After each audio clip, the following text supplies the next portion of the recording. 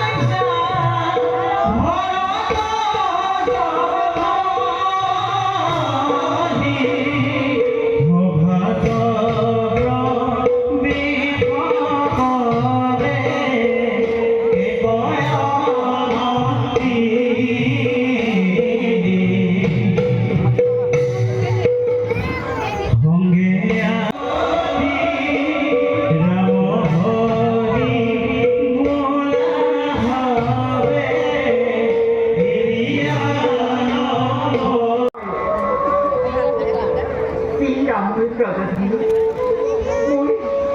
মোৰ স্বাদ ৰক্ষা হয় চাৰি কণ্ঠত মাতৃ শব্দী পঞ্চফুলৰ বিনামী দৰে সুমধুৰ স্বৰ লিখি গান্ধী সেই ৰাম নামতে থাকে আনন্দ সাগৰ ৰাম পবিত্ৰাম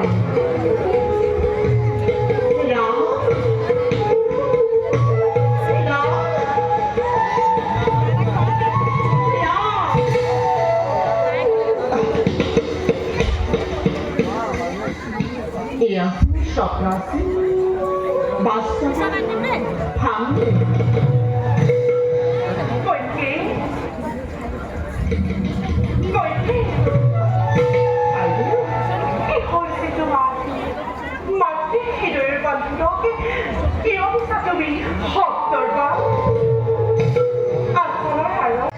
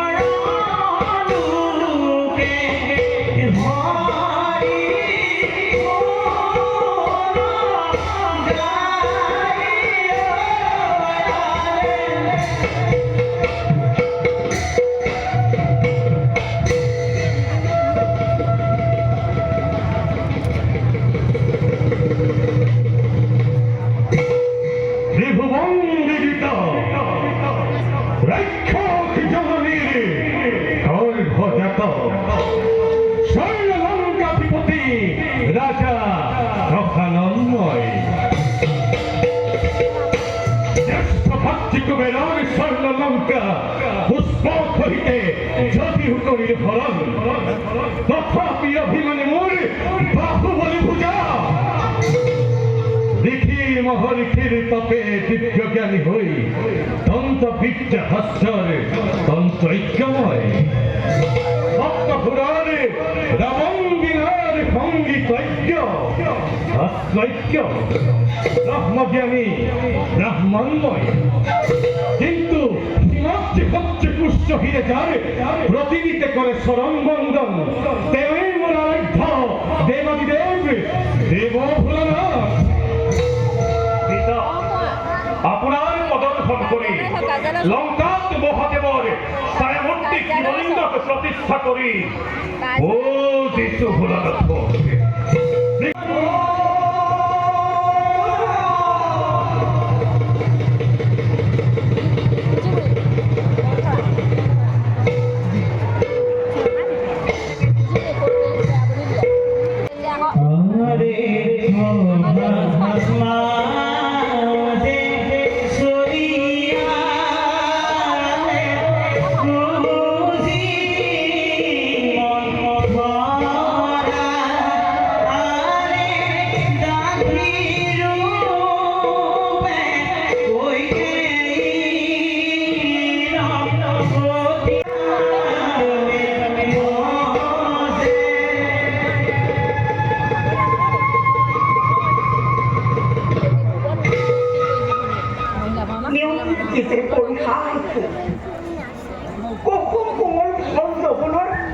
ফুলৰ বাবে আজি মই আত্মীয় কৈকে সহজ কৰি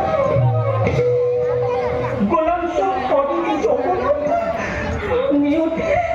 নিয়োগে চালনা কৰি দিলে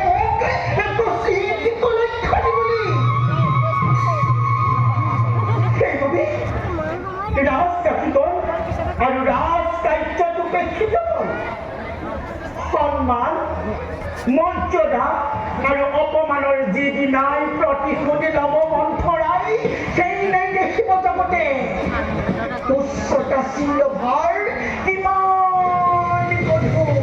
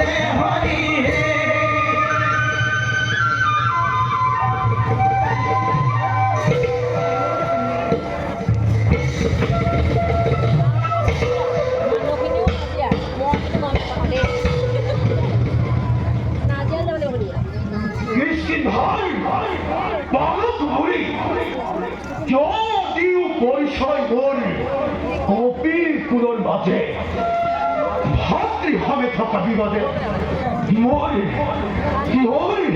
প্রতিক্ষণ হিরানত করে ভাতৃভাই শক্তি বেশি করি প্রতারণা ইয়াক করিল তাক ভাতৃ স্নেহরা উলঙ্ঘন ইচ্ছা খাতা হয় নিষ্কর্মে আজি নির্বাচন বিরাই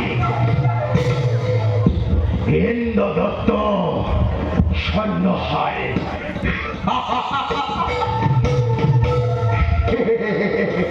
ইন্দ্র দত্ত সৈন্যহার যার রক্ষার কবচ করে আহি করিবহি খবর যাও সারি সমুদ্র জল পান করি প্রাত স্নান সম্পন্ন করবই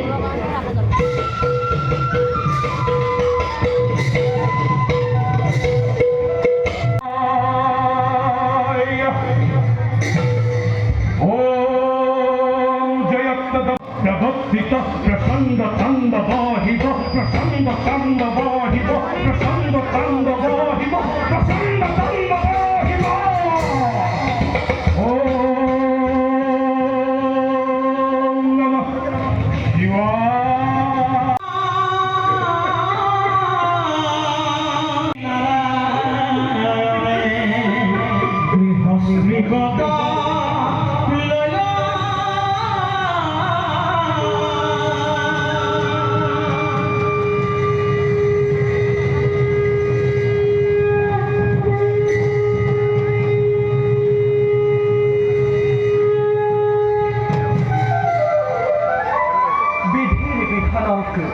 মান্যতা প্রদান কৰি আমি দিগে হস্তি বাসৰ বাবে অগ্ৰসৰ হৈছোঁ তাৰ বাবে মিথিলাবাসীৰ শুভেচ্ছা বাণীত আমি কৃতজ্ঞতা প্ৰকাশ কৰিছোঁ আৰু সকলোকে অযোধ্যালৈ নিমন্ত্ৰণ জনাইছোঁ পালিত দেবতা গৌর খমের অনেক নকরে লেখে নাবে প্রমাণ দিব লাগে আপনি দেব পুরন্দরে একদম পাহরি ইন্দর বৈশ্বর ভকতি ইয় প্রকাশিত বীর বল্লিতকে ভাগ্যর লিখনত যা যাবিয়া জুলিছে ভাগ্যর লিখন লঙ্কেশ্বরে লিখিব নিজে মাত বাহকে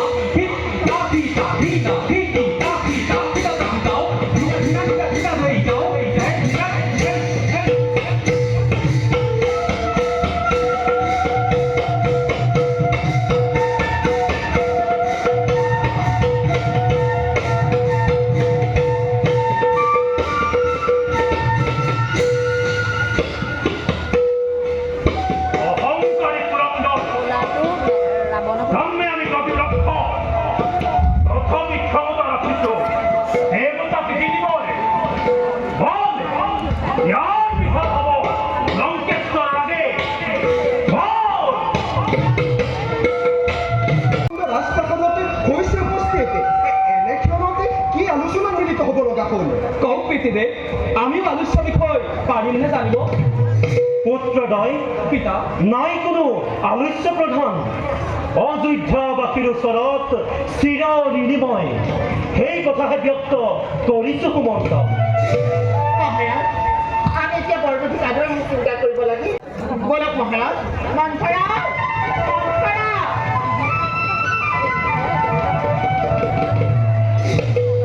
মাতিছিলে ৰাণী মন্থৰা মানে সহস্ৰ জাতিৰ সৈতে আৰক্ষীসকলক লগত লৈ প্ৰজাপথে গন্ধ পুষ্পেৰে পুষ্পাবৃষ্টিৰ ব্যৱস্থা কৰা হ'ল উৎকৃষ্ট সকলোৱে আৰু নিশ্চয় দিশ শান্ত কৰা কাবা যাতে ব্যৱস্থাত কোনো ক্ষতি নহয় ভাৰমৰণে আৰু পুত্ৰদ্বয় মাতৃদেৱী তোমালোকে সকলো কাৰ্য নিজে তদাৰক কৰিবা যোৱা চিন্তা নকৰিব মাতৃ আমি সকলো সুব্যৱস্থা সম্পাদন কৰি আপোনালোককে জনাবলৈহে আহিছোঁ চিন্তা নকৰিব মাতৃ এই বিবাহ আনন্দ শতিকাৰ শ্ৰেষ্ঠ নিদৰ্শন হ'ব জগতৰ মাজে জানো মই সকলো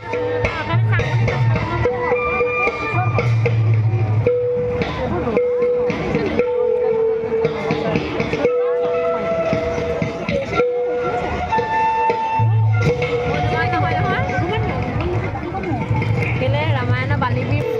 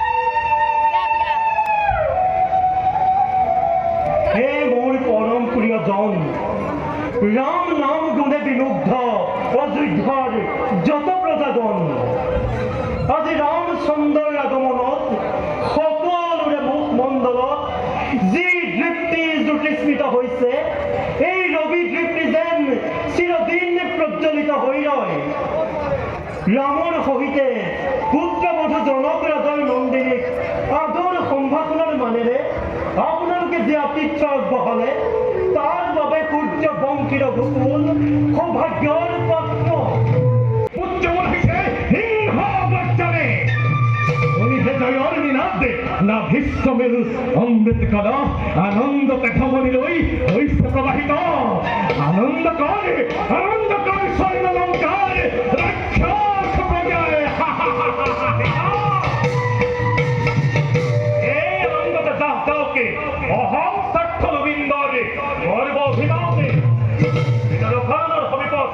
শশীপতি আদি নির্লজ লাঞ্ছিত। ইন্দ্র, শশীপতি ইন্দ্র, অমরাবতীর অধীশ্বর ইন্দ্র, ঐরাবতর অধিকারী ইন্দ্র। হুম হেল বিশ্বরূপে ভিক্ষারী, অদিকে গর্ভজাত নীলাজ দেবতা, অদৃষ্ট জয় করে স্বর্ণালঙ্কার রাজেশ্বরময়, কুশ্রেষ্ঠী রাবণর কুদরত কথা জগৎ বিদিত। ঠাকুতে কখনন কোন হত শ্রেষ্ঠ হলিত হতে আত্মহত্রিত মায়া হতকে বন্দী করি আমি সুবাক্ষ, এটা উচিত শাস্তি প্রদান করো।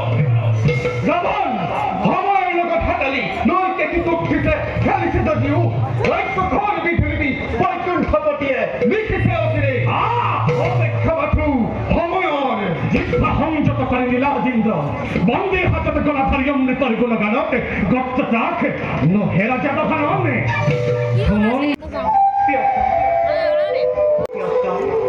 প্ৰিয়তম প্ৰিয়তম বলি প্ৰকাশে কিয়নো কৰিছা চৰণ বন্দন? আপুনি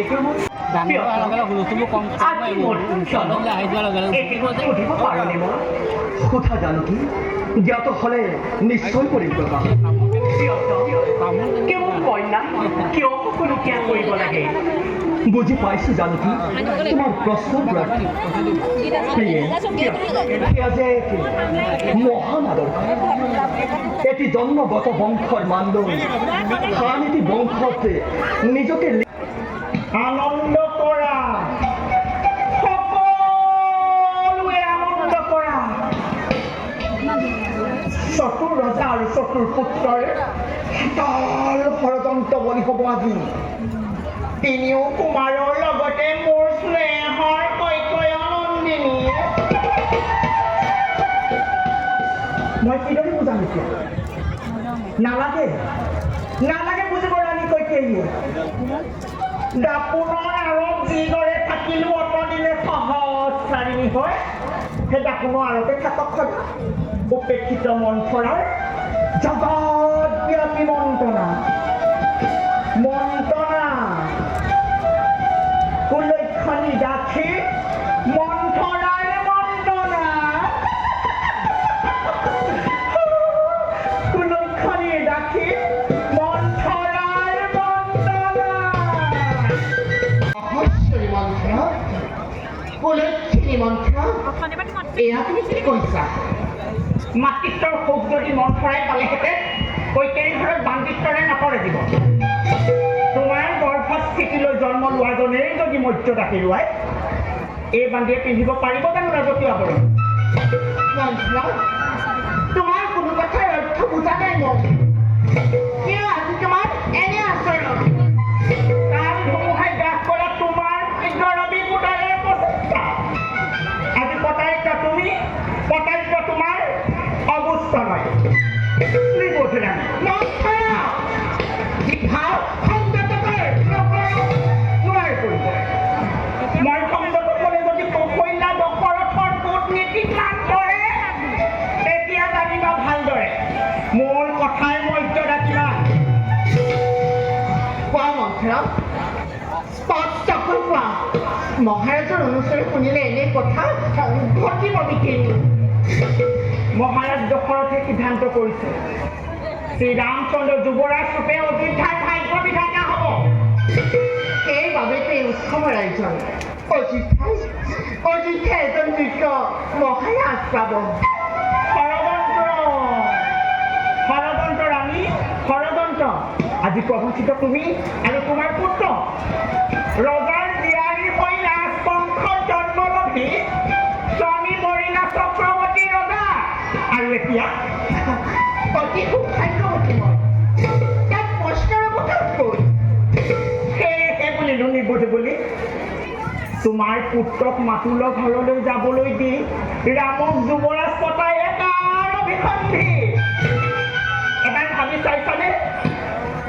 কৌশল্যা হ'ব ৰাজমাতা আৰু তুমি ৰাম হ'ব অযোধ্যাৰ শাসনকৰ্তা। সৰ্বজ্ঞানী ভৰত ৰামৰ অজ্ঞাবাহী পুত্ৰ।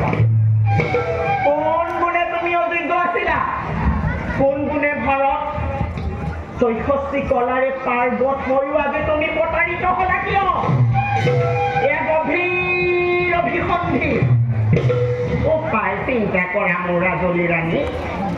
নাতো মন চৰাই অৱয়ব ল'ব লাগিব ককৈলা সহস্ৰী হৈ। চান এৰি মান এৰিব লাগিব ২০০ আগত। উত্তৰাধিকাৰীৰ কথাটো নাপাৰো কিনো বুজাম ৰাণী। তুমি বুদ্ধিব কিনিব। এতিয়া ইয়াৰ উপায় ৰামৰ নিৰ্বাচন ৰামৰ নিৰ্বাচন ঘটৰ আছবিটো কৈকেয়ী অযোধ্যাৰ ৰাজমাতা সেইবাবে হ'ব লাগিব ৰামৰ নিৰ্বাচন। কিন্তু ই কেনে কি কৈছে? মই উত্তৰপ্ৰদেশক এই ষড়যন্ত্ৰৰ পৰা কেনেকৈ মুক্তি পাওঁ? কোৱা মন্ত্ৰী, মোক পাহৰি দিয়া। আছে এটি উপায়। দক্ষিণ দিশত বদয়ন্তীৰ অধিপতি শংকৰৰ বিৰুদ্ধে কৰা যুদ্ধই তোমাৰ একমাত্ৰ সময়।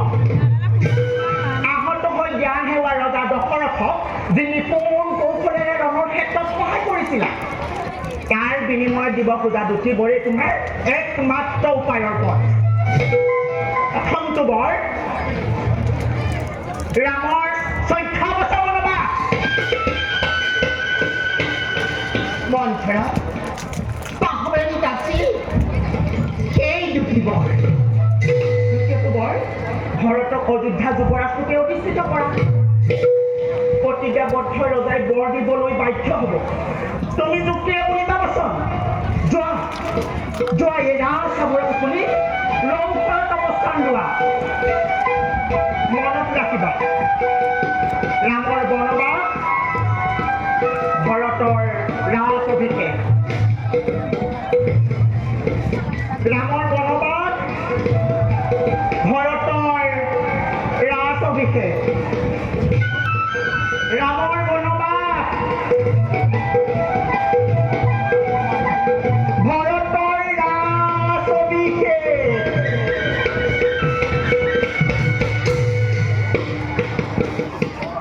ঠিকেই কৈছা মন্ত্ৰা। ৰামৰ বনবাস ভৰতৰ ৰাজ অভিষেক। ৰামৰ বনবাস পাৰি লৰি আহিছো। কিয় ল'লা তুমি দুখ ঘৰত অৱস্থান? দশৰথে নোৱাৰে চাব কৈকেয়ীৰ এনে শোকাতুলিৰো। কোৱা প্ৰিয়ে, প্ৰকাশ্যে কোৱা কোনে দিলে তোমাক দাৰুণ ঘৰ? মিথ্যাচাৰী ষড়যন্ত্ৰকাৰী ৰজা দশৰথে অভিসন্ধি কৰিলে পুত্ৰৰ ভাণ্ডাৰ নিমিত্তে। এয়া তুমি কি কৰালানি? মিথ্যাচাৰী মই? আজি মোৰ প্ৰতি তোমাৰ এনে আচৰণ কিয়? ৰাজপ্ৰাসাদত কৰিছে নেকি তোমাক কোনোবাই অতিষ্ঠ ব্যৱহাৰ? তেন্তে প্ৰকাশ কৰা খন্তেকতে মই তেতিয়াহে মই কৰিম প্ৰকাশ। ব্যক্ত কৰা ৰাণী। মই তোমাৰ আগত প্ৰতিজ্ঞাবদ্ধ হলো। আনহে নালাগে মোৰ প্ৰিয় পুত্ৰ ৰাম নামে প্ৰতিজ্ঞাবদ্ধ হলো। মই তোমাৰ মনৰ কামনা পূৰণ কৰিম।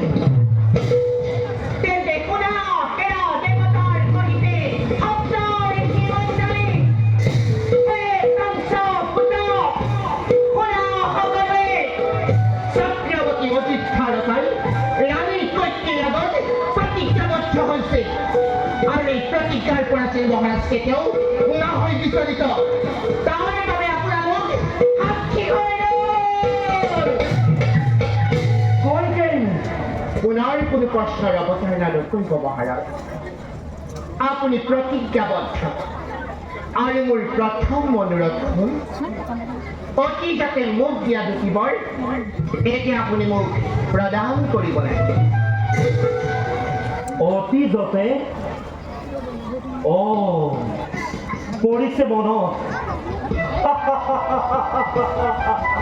এয়া প্ৰতি সামান্য কথা ৰাণী কোৱা কোৱা ৰাণী কি লাগে কোৱা সেই জ্যোতিবৰৰ প্ৰথমটো বৰে বাঞ্ছা কৰিছো আপুনি মোৰ পুত্ৰ ভৰতক অযোধ্যাৰ যুৱৰাজ ৰূপে ৰাজ সিংহাসনত অধিষ্ঠিত কৰাব লাগে ৰাণী আৰু দ্বিতীয়টো বৰৰ মান্য ৰাখি ৰামক 14 বৰ্ষৰ বাবে দণ্ডকাৰণ্যলৈ বনবাসৰ বাবে পঠাব লাগে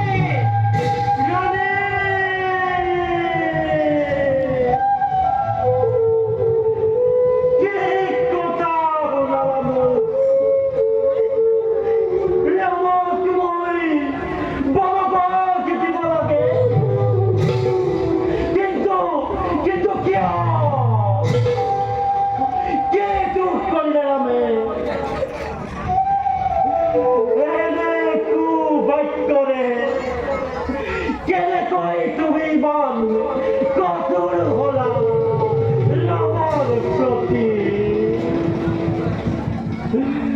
রামর লিখিত সততা সত্যবাদিতা বন্ধন বৎসলতা বিদ্যা জ্ঞান বীরত্ব বিনম্রতার কথা জগতে বখানে এনে ৰামৰ প্ৰতি তোমাৰ এনে ভাৱ কিয়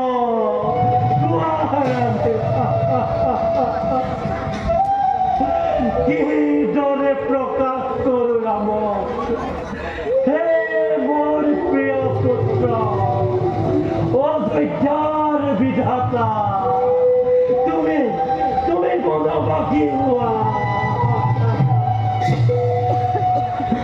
মই নোৱাৰো কৈকে মই নোৱাৰো ৰাম তোমাক এটি বিশেষ কথাৰ কাৰণে মাতি অনা হ'ল কৈকে মাতা তাৰ আগে সেটি কথা সুধিব পাৰোঁনে মই পিতৃদেৱৰ এনে আচৰণ কোনোদিন দেখা নাই মই সজানিকে মই কিবা লগালো নেকি জগত পিতৃদেৱৰ পাৰিষদ সদৃশ মুখমণ্ডলত কোনোদিন দেখা নাই বিষাদ কিবা অজান লোকে হৈছে নেকি কিয়মান ৰাম মহাৰাজ তোক উত্থাম্বিত নহয় মহাৰাজে মনত ত্যাগৰ কথাবোৰ তোমাৰ আগত প্ৰকাশ কৰিবলৈ অপাৰগ হৈছে প্ৰতিজ্ঞাবদ্ধ হৈ বৰদান দিব নোৱাৰাৰ বাবে মহাৰাজ আজি মৌন কাৰণ তোমাৰ সহায়তে মহাৰাজৰ প্ৰতিজ্ঞা ৰক্ষা কৰিব তেন্তে মই পিতৃদেৱৰ দুখৰ নাই কওক মাতা কি বৰে পিতৃদেৱ প্ৰতিজ্ঞাবদ্ধ মই দশৰথ নন্দন নামে তোমাক এই সত্য পালন কৰিম অতীততে মহাৰাজে মোক দিয়া দ্বিতীয়বাৰৰ অন্তত প্ৰথমবাৰে ভৰতৰ বাবে অযোধ্যাৰ ৰাজ সিংহাসন আৰু দ্বিতীয়টো বৰ্ষৰ তুমি পিতৃ সত্য পালন কৰি মূৰত জটা বান্ধি বনবাসী বেশে দৈন্যকাৰণ্যলৈ গৈ 14 বৰ্ষৰ বাবে বনবাসী জীৱন যাপন কৰিব লাগে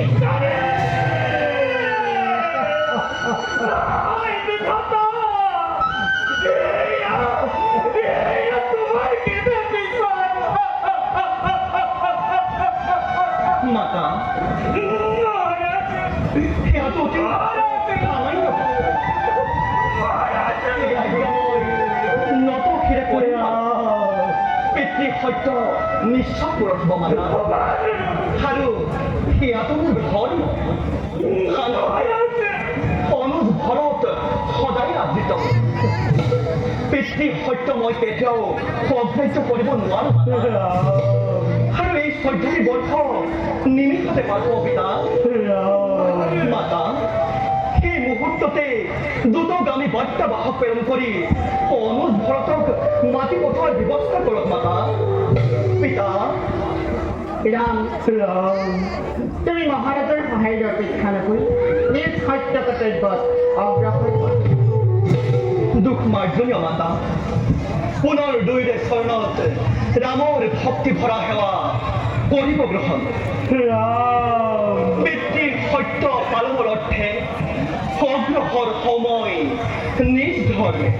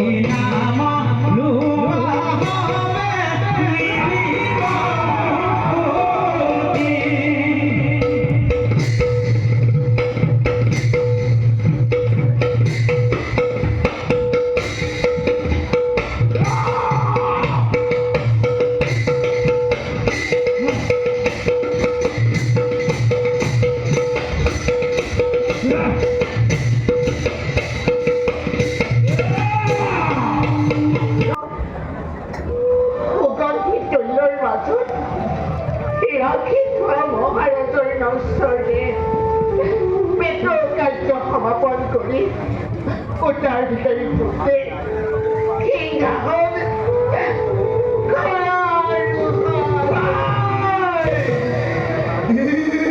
শুনালা মাতৃ চক্ৰান্তৰে সহভাগী হৈ ভাতৃত্বী ভিত্তি ধাৰা ভৰতে আৰোহণ কৰিব লাগে ৰাজসিংহাসন। কোনে কোনে এনে কাৰ্য কৰোৱালে তোমাকে?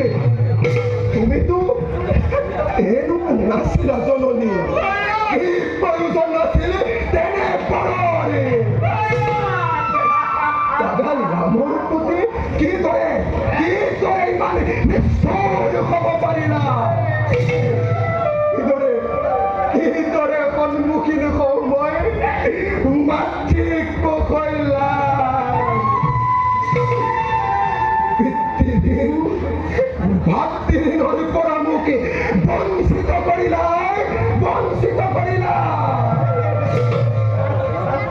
ৰাজসিংহাসনে আছিল জানো মোৰ কাণ্ড?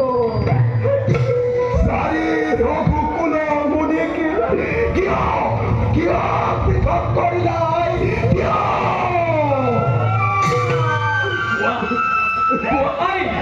কোনে তোমাক ধৰিলে পৰুষিত?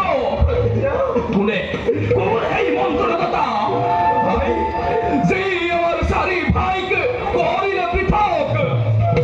কোনে কোনে অযোধ্যাত সুখ্যাতি আনিলে? দিয়া দেখুৱাই মুহূৰ্ততে ছেদন কৰো সেই বিকৃত মুণ্ড।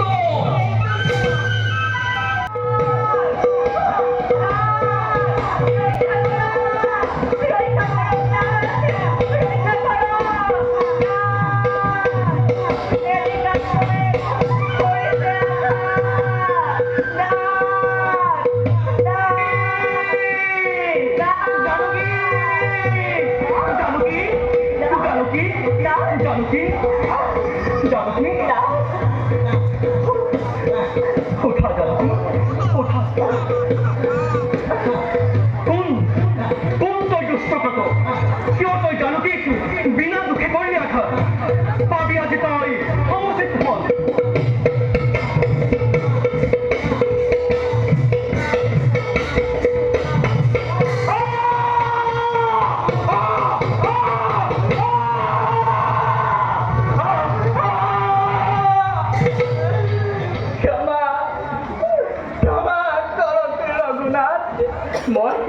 মই দেৱৰাজৰ পুত্ৰ জয়ন্ত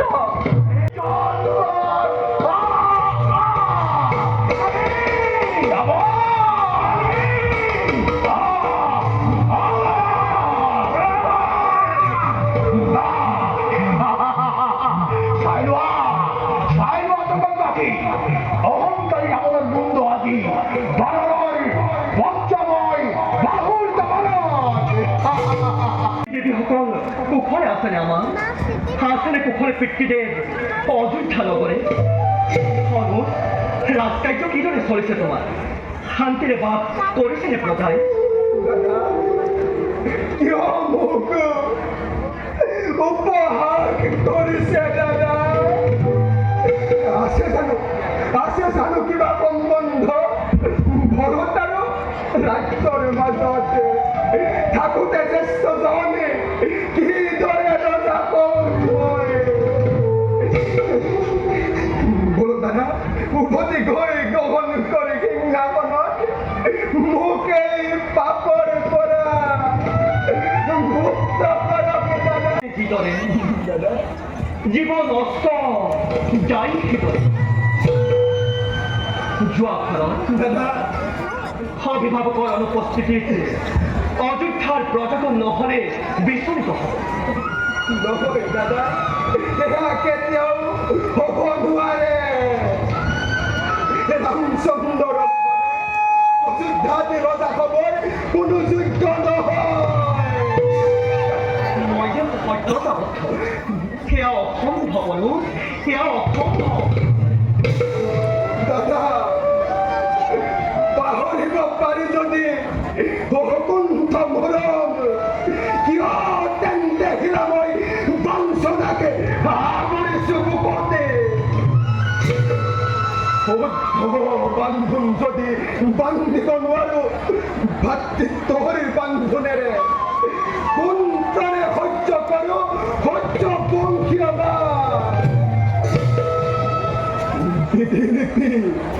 বিধিলিপি হয় যদি অন্তৰাই